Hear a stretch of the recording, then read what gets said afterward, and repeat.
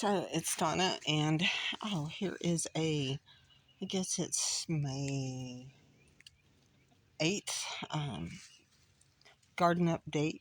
This is the first time I've actually been out here and started working in my herb garden a little bit, or the beds that's been established for a while.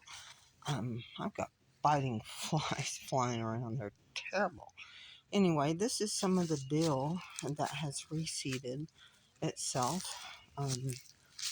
So I was pulling out some of the grass that was coming up. I need to get some more dirt in here.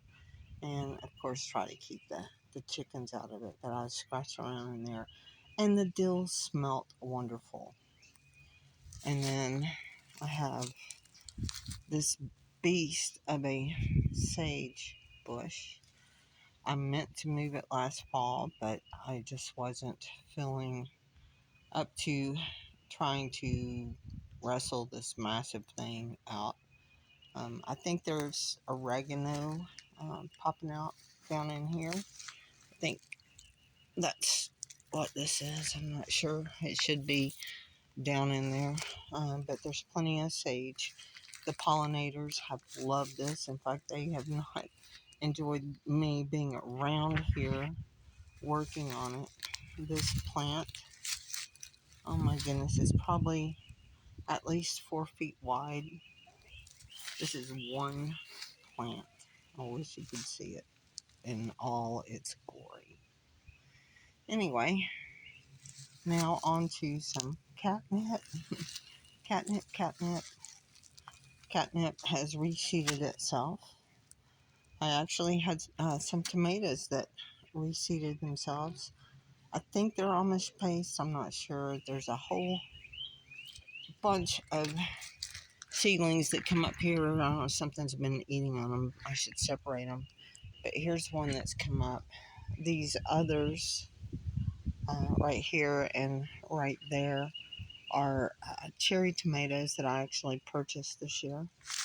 I already have a couple of tiny, let's see if I can find them in here. Oh, tiny little tomatoes on there. Here are my bell pepper plants.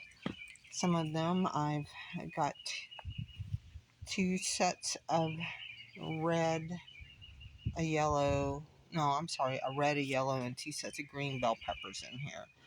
And when I say that, I meant packs of 4. And here's some more. And then the little small ones over there, they were just teeny tiny when I bought them.